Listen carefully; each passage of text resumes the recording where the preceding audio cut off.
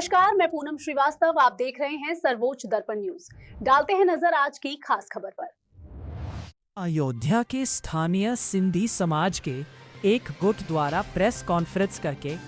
विश्व सिंधी सेवा संगम के अंतर्राष्ट्रीय अध्यक्ष राजू मनवानी द्वारा राम मंदिर ट्रस्ट से अपने समाज द्वारा दी गई 200 चांदी की ईंटों के रखरखाव के बारे में पूछे जाने का विरोध किया है।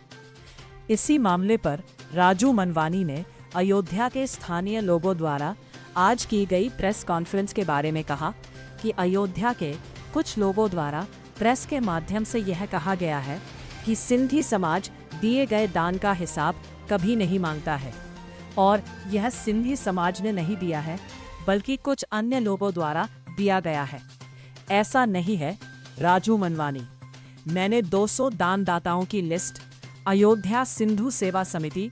रजी के अध्यक्ष व श्री राम सिंधु धाम के महामंत्री अमृत राजपाल को व मीडिया कर्मियों को उपलब्ध कराई है, जिसमें देखा जा सकता है कि इसमें सभी 200 दानदाता सिंधी समाज के हैं, जो कि देश व विदेश के विभिन्न हिस्सों के रहने वाले हैं। राजू मनवानी ने बताया कि राम मंदिर में दी गई 200 चांदी की ईंटों के दानदाता सिंधी समाज के 17 देशों के निवासी हैं। राजू मनवानी जिस संस्था से आते हैं उस संस्था ने ऑल ओवर विश्व से समर्पण मांगा, उससे उन्होंने चांदी की ईंटें तैयार की, जिसमें केवल एक शहर तक वो सीमित नहीं था, पूरे विश्व से उन्होंने सहयोग मांगा। जिसकी जो हैसियत, जिसका जो समर्पण था, मैं फिर कहूंगा वो समर्पण होता है, किसी का 10, किसी का 50,000, किसी का 5 लाख, उससे उन्होंने उन ईंटों को रूप दिया और उसको उन्होंने समिति को दान दिया। पर आज अगर वो वैसा आरोप लगाते हैं तो मैं फिर कहूंगा, रामायण काल में भी, राम के युग में भी कुछ धोबी हुआ करते थे जिन्होंने माता सीता पर लांछन लगाया था, और वो श्राप आज हम अयोध्यावासी आज तक भुगत रहे हैं। जब सीता माता ने कहा था कि अयोध्या किसी की सगी नहीं हो सकती, हमें उस आरोप को उतारना पड़ेगा। जब उस समय भी धोबी जैसे कुछ व्यक्ति, हम सारे धोबी समाज की बात नहीं कर रहे हैं, पर उस धोबी ने अपनी मानसिकता का प्रमाण देते हुए जिस हिसाब से लांछन लगाया था, आज वो वही धोबी कुछ राजनीतिक रूप लेकर के, विपक्ष के रूप में, विपक्ष का मुखौटा लेकर के फिर से आरोप लगा रहे हैं। हम सभी अयोध्यावासी राम के वंशज होते हुए हम उसका खंडन करते हैं और फिर हम कहते हैं कि आप इतनी लेट में आके प्रेस कर रहे हैं, क्योंकि ये वीडियो कई दिन पहले ही लोग जारी किया, अभी तक आपका समाज। इसमें ऐसा होता है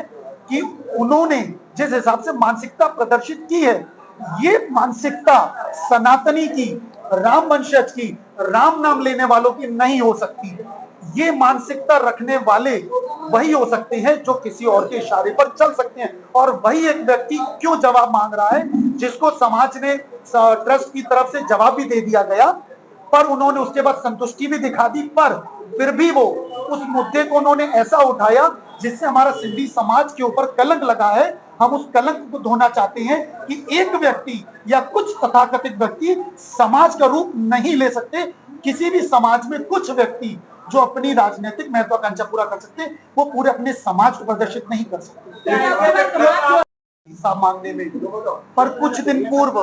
कुछ तथाकथित लोगों ने अपनी राजनीतिक महत्वाकांक्षा को पूरा करने के लिए अपनी ओछी मानसिकता का प्रमाण देते हुए जिस हिसाब से राम मंदिर पर अनर्गल आरोप लगाए, जबकि हमें कुछ समय तक माननीय मुख्यमंत्री जी द्वारा गठित एसआईटी रिपोर्ट का इंतजार करना चाहिए था, पर उन्होंने अपनी ओछी मानसिकता का प्रमाण देते हुए जिस हिसाब से अनर्गल आरोप लगाए और बिना संयम पूर्वक उन्होंने आरोप लगाते हुए किया, और जिनका उन्हें प्रमाण भी मिला, क्योंकि हमारा सिंधी समाज केवल देने में विश्वास रखता है और सदैव ढांचा विध्वंस, विवादित ढांचा विध्वंस से लेकर के आज तक हमारा समस्त सिंधी समाज, पूरे विश्व का सिंधी समाज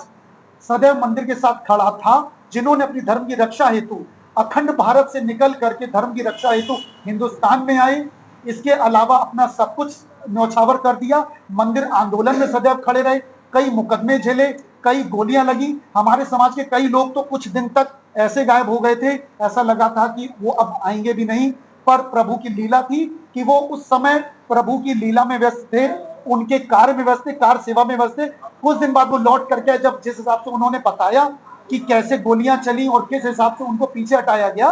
वो सोच करके आज भी हम दर्द से भर जाते हैं और वो उन व्यक्तियों की पीड़ा को भी समझते हैं। इसके बावजूद अगर कुछ लोगों ने विपक्ष के इशारे पर अगर ऐसे अनर्गल आरोप लगाए हैं तो समस्त सिंधी समाज उस चांदी की ईंटों का हिसाब नहीं मांगता है, ना किसी को भी मांगने का हक है। जब हम किसी को भी अपना समर्पण देते हैं, श्रद्धा भाव से देते हैं, तो केवल एक मुद्रा नहीं होती, वो हमारा कमाया हुआ एक समर्पण होता है जिसे हम प्रभु को अर्पण करते हैं मुद्रा के रूप में, किसी धातु के रूप में। पर देने के बाद हमें उसको हिसाब मांगने का हक नहीं होता। और मंदिर समिति ने कहा भी कि जब हम आपसे ईंटें ले रहे हैं तो जब हमें इसका भविष्य में जरूरत पड़ेगी तो हम उसका इस्तेमाल करेंगे, ना कि उसकी दीवार खड़ी करेंगे। पर उन लोगों ने उसकी राजनीतिक दीवार खड़ी की, उस पर अपनी बंदूक रखी और उन्होंने विपक्ष के इशारे पर जिस हिसाब से उन तथाकथित लोगों ने मंदिर पर आरोप लगाए, समस्त सिंधी समाज, समस्त विश्व सिंधी समाज, खास करके अयोध्या सिंधी समाज गर्व के साथ कहता है कि हम मंदिर के साथ सदैव खड़े थे, हमें हिसाब मांगने का हक नहीं है। और हमें ही नहीं, जिन्होंने भी हिसाब मांगना, हाँ, पहले वो मंदिर से संपर्क करें, मंदिर से पहले वो जानकारी ले लें, उसके बाद अगर उनको सही रूप से नहीं मिलती है जानकारी तब वो किसी और रुख करें। लेकिन उससे पहले अगर वो सीधा अगर अपने अनर्गल आरोप लगाती हैं तो वो उसका हम खंडन भी करते हैं और उसका हम निंदा भी करते हैं कि सीधे आरोप नहीं लगाने चाहिए, पहले संयम पूर्वक उसका इंतजार करना चाहिए। हम पुनः कहते हैं सिंधी समाज सनातनी है, हिंदू धर्म का वंशज है, श्री राम के हम वंशज हैं। जय श्री राम बोलते हम अपनी वाणी का विराम देते हैं और